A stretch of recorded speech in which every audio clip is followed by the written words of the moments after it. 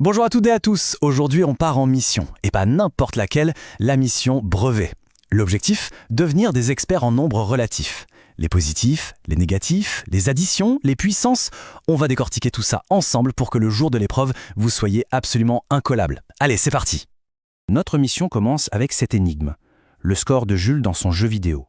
Regardez bien l'écran, son score fait le yo-yo, il monte et puis hop, il prend un malus et ça redescend.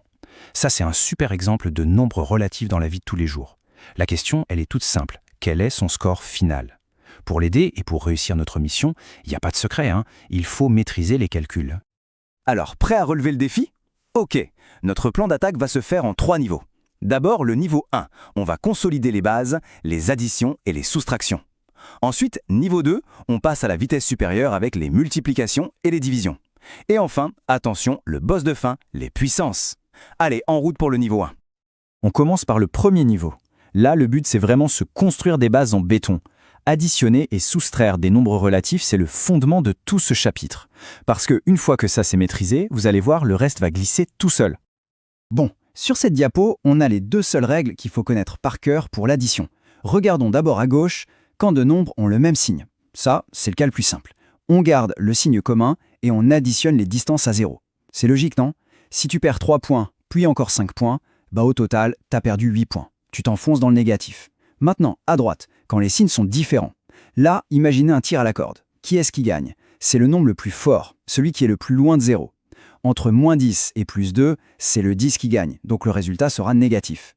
Après, il suffit de faire la différence entre les deux. 10 moins 2, ça fait 8. Et voilà, le résultat final est bien moins 8. Et pour les soustractions alors là, attention, il y a une astuce qui change absolument tout. L'idée, c'est de retenir ça.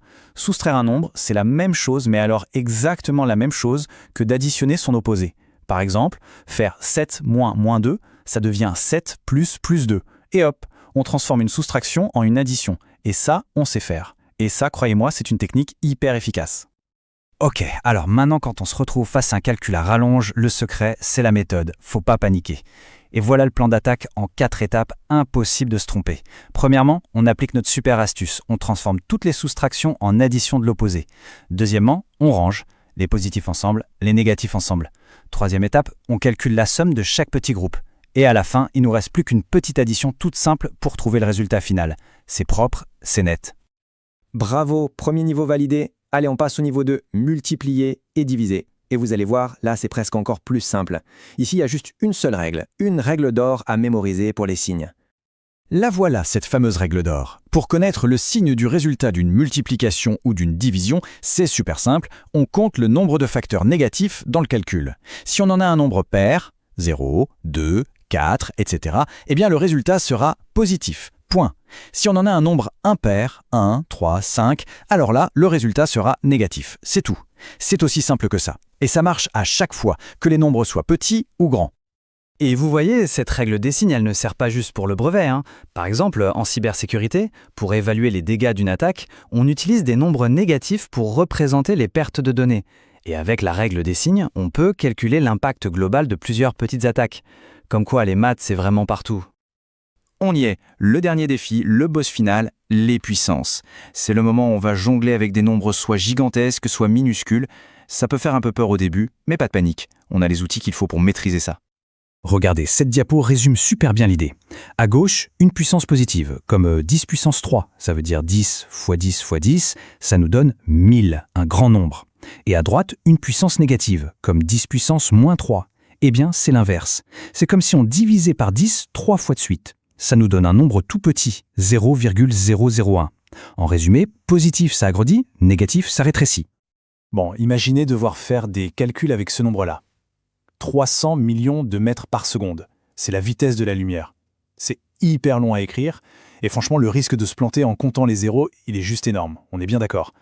Mais heureusement, on a l'écriture scientifique. Et là, regardez la magie, 300 millions, ça devient juste 3 fois 10 puissance 8. C'est tellement plus court, plus propre, et ça évite un paquet d'erreurs bêtes.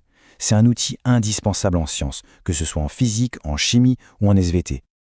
Et voilà, mission accomplie. On a battu les 3 niveaux. Maintenant, vous avez toutes les compétences qu'il faut. On va rassembler tout ça dans un petit kit de survie spécial brevet. Alors voilà, ça, c'est votre carte mentale. C'est le résumé parfait de tout ce qu'on vient de voir aujourd'hui. Vous y retrouvez les règles pour l'addition, la fameuse règle des signes, les priorités de calcul, les puissances, tout y est. Ça, c'est votre meilleur pote pour les révisions. Un coup d'œil et hop, tout revient. Et pour terminer, je vous donne 4 astuces, 4 conseils de prof pour le jour J. Premièrement, les parenthèses. Faites super attention, elles sont toujours prioritaires, elles peuvent tout changer. Deuxièmement, justifiez vos réponses. Toujours. Montrez comment vous avez raisonné, même si le calcul vous semble évident. Troisièmement, juste avant de rendre la copie, prenez 30 secondes pour relire les calculs et vérifier les signes. Un petit mot à oublier, ça peut coûter cher. Et enfin, le plus important, lisez bien, mais alors très bien la question, pour être sûr de répondre exactement à ce qu'on vous demande. Et pour finir, n'oubliez jamais un truc. Les maths, c'est pas juste des calculs sans fin. C'est un langage, une manière de décrire le monde, de comprendre comment il fonctionne. C'est un peu comme le disait le mathématicien Léopold Kronecker, la poésie des sciences. Allez, la boucle est bouclée. On a commencé avec le score de Jules, maintenant c'est à votre tour de jouer. Utilisez tout ce qu'on vient de voir pour trouver son score final. Notez votre réponse et votre raisonnement en commentaire, j'ai hâte de voir ça. Un grand bravo pour votre attention, super travail, et on se retrouve très vite pour une nouvelle mission. Salut!